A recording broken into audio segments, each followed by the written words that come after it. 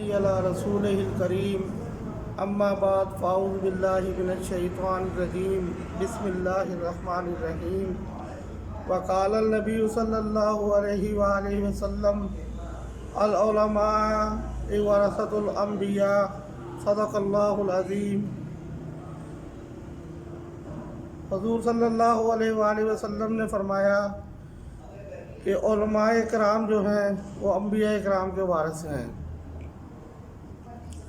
اللہ تعالیٰ ارشاد فرماتا ہے، اللہ تعالیٰ درجات بلند فرمائے گا ان لوگوں کا جو ایمان لائے اور جن کو علم دیا گیا ہے۔ حضرت عبداللہ ابن عباس رضی اللہ تعالیٰ عنہ ارشاد فرماتے ہیں، لوگوں رغبت کے ساتھ شوق کے ساتھ علم حاصل کرو کیونکہ علم کے بہت بڑے درجات ہیں۔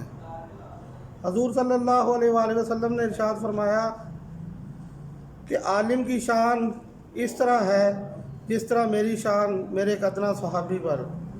فرمایا علماء کرام کی شان ایسے ہے جیسے 14ویں کے چاند کی فضیلت جو ہے ستاروں پر ہے۔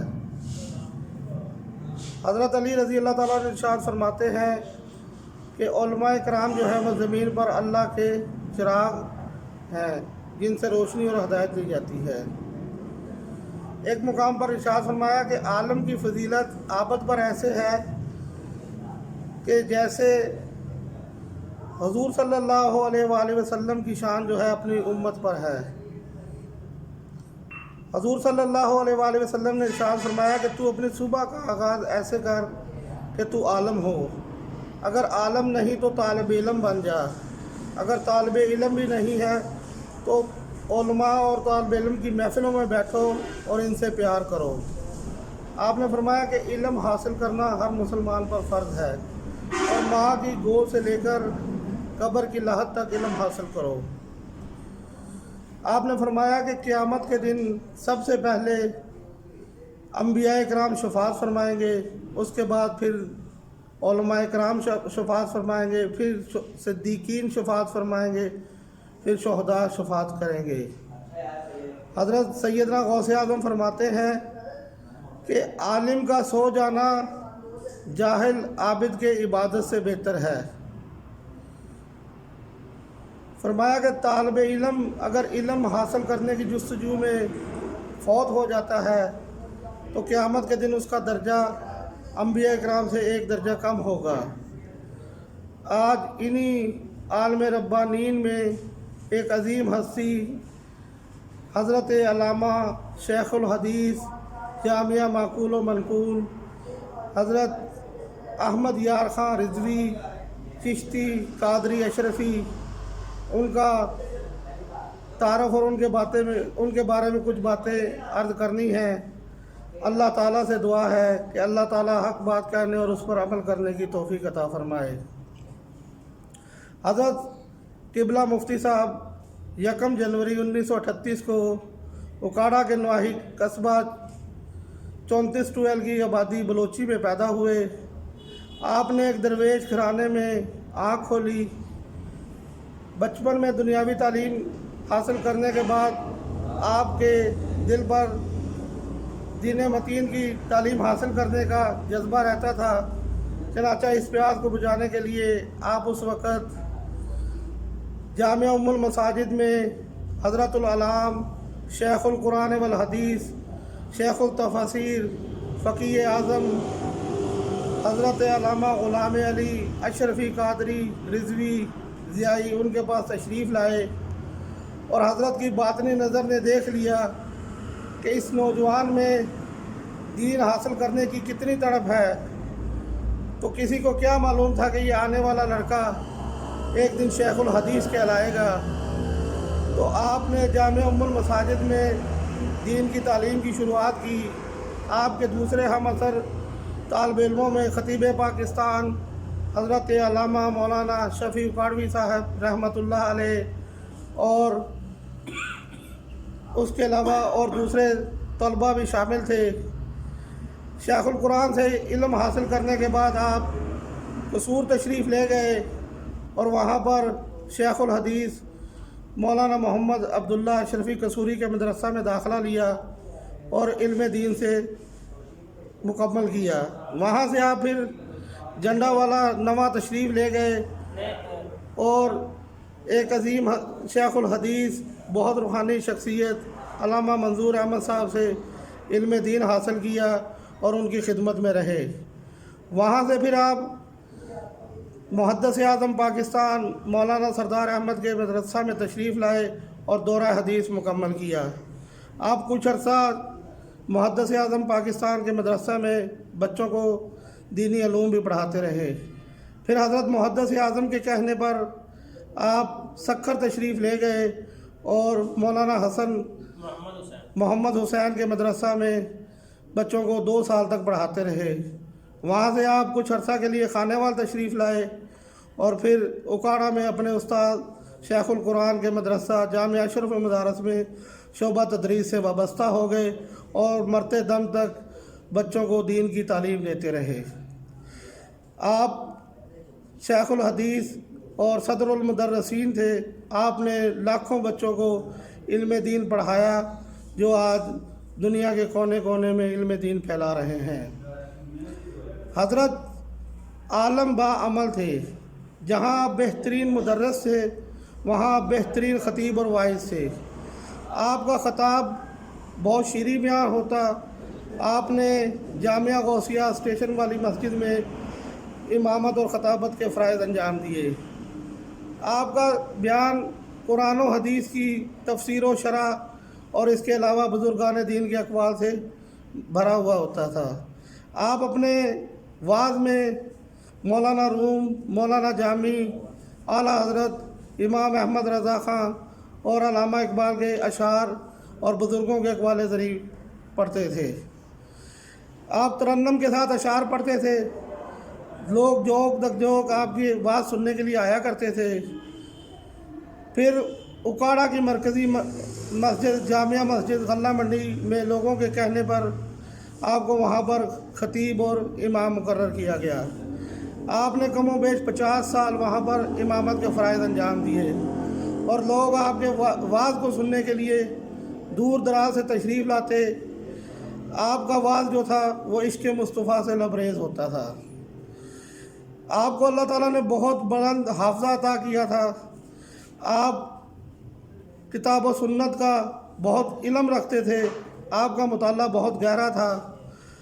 फ़कीर बाज़ औक़ात आपके घर जाता था तो आप तमाम दिन के मशागल की फ़रागत के बाद घर में किताब का मुताला करते थे और आपने अपना ओढ़ना और बिछौना जो है वो किताब के मुताले को बना रखा था।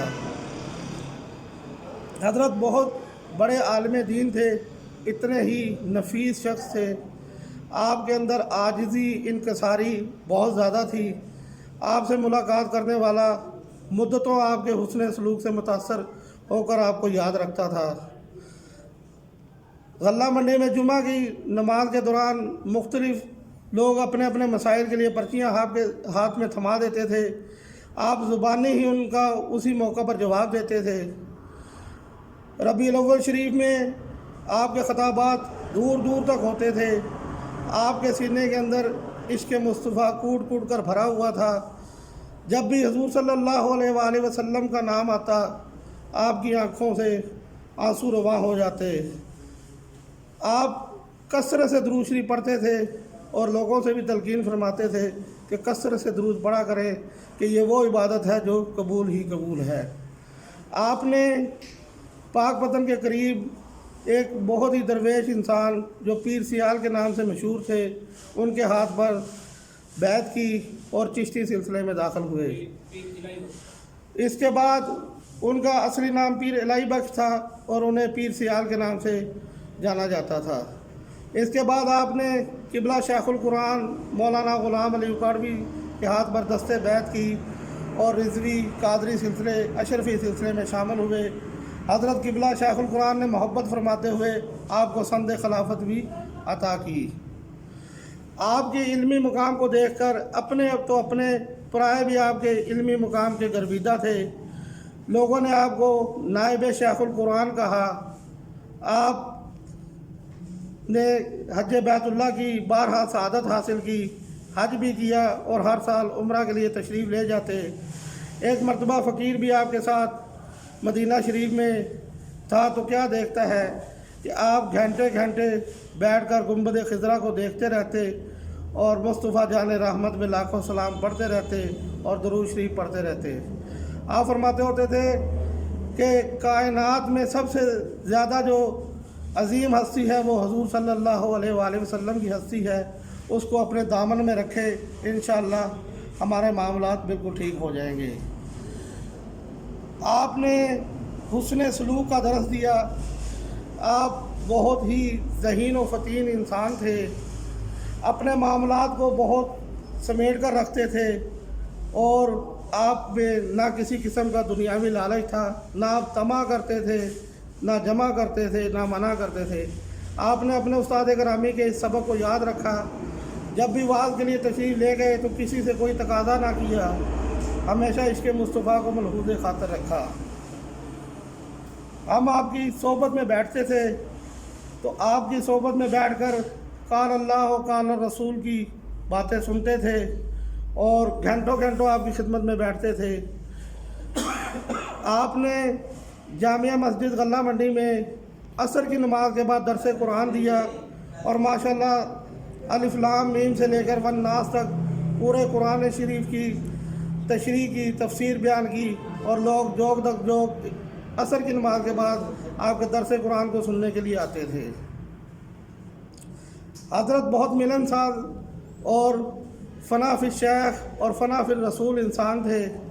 آپ نے اپنے اکابرین کا نام روشن کیا، آپ نے شیخ القرآن کے مشن کو بڑھایا، آپ نے لوگوں کے قلوب میں عشق مصطفیٰ کی شمع کو روشن کیا۔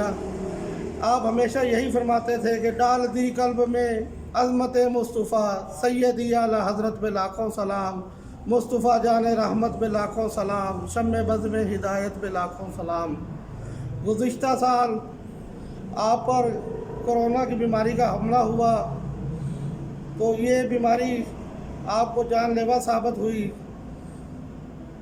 وقت آخر فقیر آپ کے پاس بیٹھا ہوا تھا تو جب آپ کی روح پرواز کرنے لگی تو آپ کی زبان پر لا الہ الا اللہ محمد الرسول اللہ، اللہم صلی علی سیدنا و مولانا محمد وعلی آل سیدنا و مولانا محمد و بارک وسلم، یہ الفاظ تھے کہ آپ کی روح جو ہے وہ پرواز کر گئی۔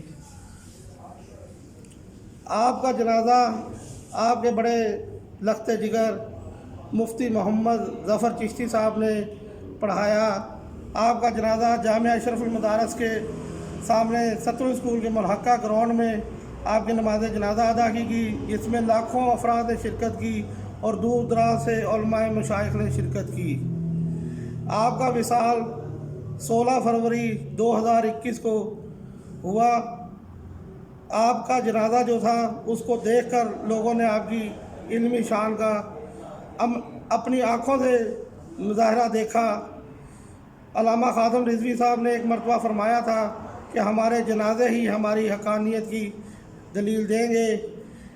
حضرت قبلہ شیخ القرآن مولانا غلام علی اکاڑوی، اس کے بعد آپ کا جنازہ اتنا تھا جس میں لاکھوں افراد نے شرکت کی اور لوگ رو رہے تھے کہ آج ایک بہت بڑا عالم دین اس دنیا سے اٹھا لیا گیا۔ آپ اہل سنت کے جلیل القدر عالم دین، اتنے ہی نفیس انسان، عامل با عمل، محبت کرنے والے انسان، آپ کا چہرہ بہت نورانی تھا، جس سے بھی ملتے بڑی خندہ پیشانی سے پیش آتے، لوگ جوگ در جوگ آپ کے پاس آتے، آپ سے ملاقات کرتے، اپنے مسائل کا حل تلاش کرتے اور خوشی خوشی گھروں سے جاتے۔ اللہ تعالیٰ نے آپ کو عقل سلیم عطا فرمائی تھی، آپ اعلیٰ حضرت کے حقیقی وارث تھے۔ آپ نے ہمیشہ اپنے درس و تدریس میں اعلیٰ حضرت کے کلام کو آگے رکھا۔ اللہ تعالیٰ سے دعا ہے کہ اللہ تعالیٰ حضرت کے درجات کو بلند فرمائے، جنت الفردوس میں اعلیٰ مقام عطا فرمائے۔ آپ نے حضور صلی اللہ علیہ وآلہ وسلم کے اس فرمان کو سچ کر دکھایا کہ ماں کی گود سے لے کر قبر کی گور تک علم دین حاصل کیا اور اس علم دین کو آپ نے پھیلایا ہے۔ اللہ تعالیٰ سے دعا ہے کہ اللہ تعالیٰ ہمیں حضرت کے نقش قدم پر چلنے کی توفیق عطا فرمائے۔ کل انشاءاللہ ظہر کی نماز کے بعد آپ کے عرس کی باضابطہ جو ہے وہ کارروائی شروع ہوگی. انشاءاللہ دربار شریف کو غسل دیا جائے گا. مغرب کی دعا کے بعد، مغرب کی اذان کے بعد جو ہے وہ عرس کی دوسری نشست ہوگی، اور پھر انشاءاللہ رات کی عشاء کے وقت علماء کرام کی محفل ہوگی، جس میں دور دراز سے علماء کرام آئیں گے، خطاب فرمائیں گے، حضرت کی شان بیان کریں گے.